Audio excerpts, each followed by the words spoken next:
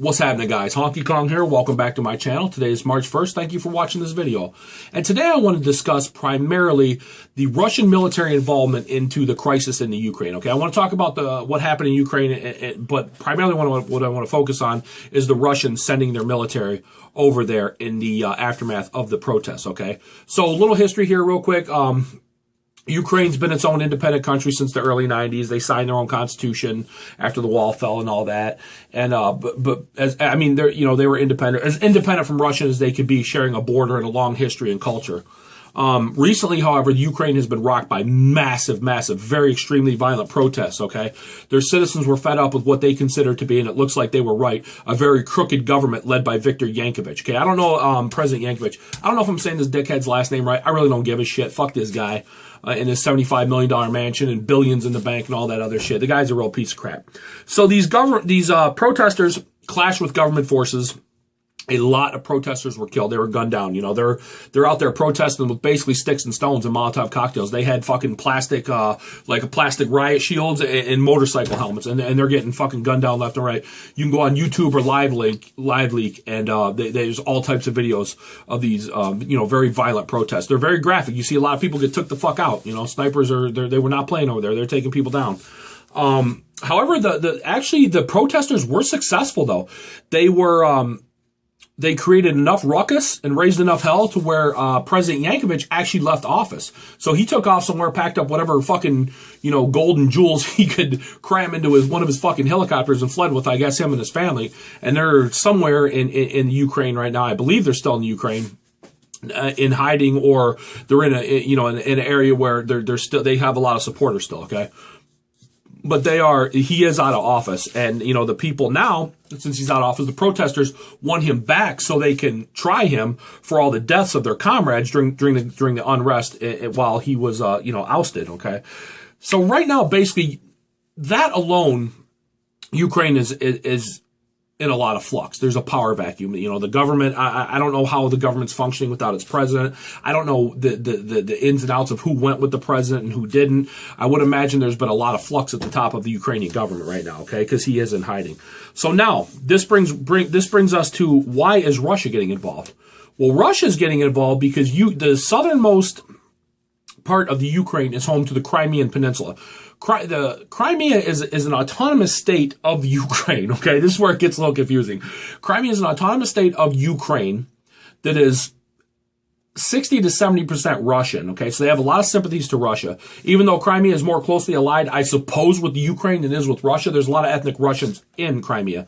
And the important part about the Crimean Peninsula and Crimea itself is the fact that it is home to the town of Sevastopol, which is home to the Russian Black Sea Fleet. Okay, that is a very important naval base for the Russians. It's as important to them as, say, Pearl Harbor is for us in our Pacific Fleet, or Norfolk and Virginia is for our Atlantic Fleet. Okay, here's a little map of. Let me see if I can get this on here so you guys can see it. Here's a little map of the Ukraine. The white at the top is Ukraine itself. The bottom, the red, is Crimea, and the little white piece down there, and I think that's the southwest corner of Crimea, is Sevastopol, where the Russian naval base is at, for the Black Sea Fleet. So that is super duper important to the Russians. Now, while all this is in flux, the Russians, I believe, and this is my opinion only, they're so concerned about that naval base. Right after the President Yankovich went into hiding, Putin deployed Russian special forces into Crimea and into Ukraine. Okay, they took over a couple airports, they took over some Coast Guard outposts, and they blocked off some roads, that type of shit. The Russian troops that went in there, they didn't have any identification on their uniforms, they didn't have any names, they didn't have any patches, anything like that. They went in with clean uniforms. And now anybody with half a fucking brain knew they were Russian, okay? They weren't fooling anybody. But the fact that they're there is immediately causing major tensions among Ukrainians, okay? During the protest, there was a lot of problems between Russia and Ukraine, and America, warning Russia, oh, stay out of it, blah, and Russia, like, fuck you, we'll do what we want.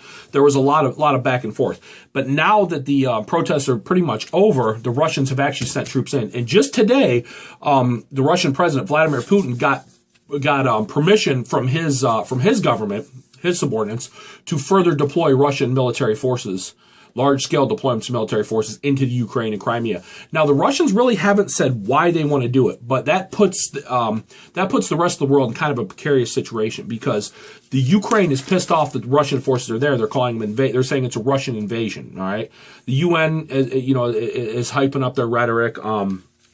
Obviously, Obama's been under a tremendous amount of pressure to make a statement. And he has, he warned Russia like, oh, you gotta, this could be costly for you. There could be consequences, your actions. But Obama has zero cards to play. There is absolutely nothing he can do about it. Vladimir Putin in no way, shape, or form respects Obama in the least bit, okay? As a matter of fact, it's quite the opposite. Putin at every turn tries to punk Obama down. Look at what happened in Syria. Obama had this whole thing worked out where he was going to go ahead and attack Syria. Putin came in, was basically like, no, you're not. This is what we're going to do. And Obama just, took it like a bitch, which I was really disappointed at.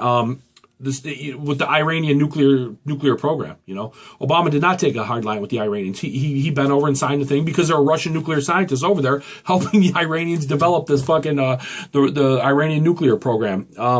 Look at what happens with Hamid Karzai in Afghanistan.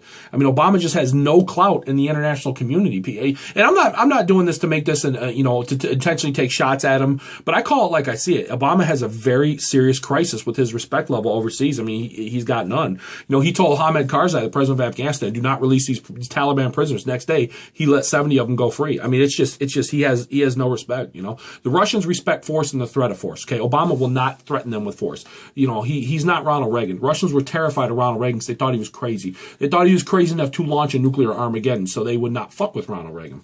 Obama, though, Putin is not in any way, shape, or form in the least bit intimidated by anything Obama has to say. Putin's a former chief of the KGB. He's a fucking badass, world-class judo practitioner. You're not going to scare this guy. You're not going to rattle his cage. Not happening. Especially from a dude like Obama, who's renowned as a pretty weak leader on the world stage. And like I said, I'm not doing this just to take shots at him. It is what it is. I call it like I see it, okay?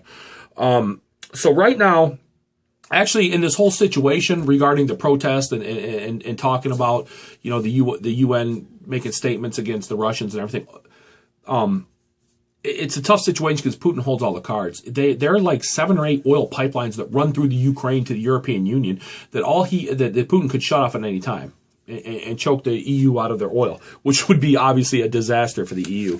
So that brings us to what is the Russian military doing there, and how's this going to end? I have 3 different little scenarios here I want to talk about, and from worst to best, in my opinion.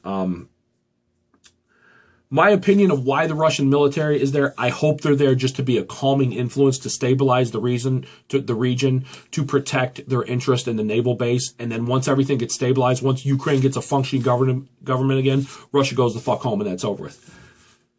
Let's hope that happens, but that's a best case scenario.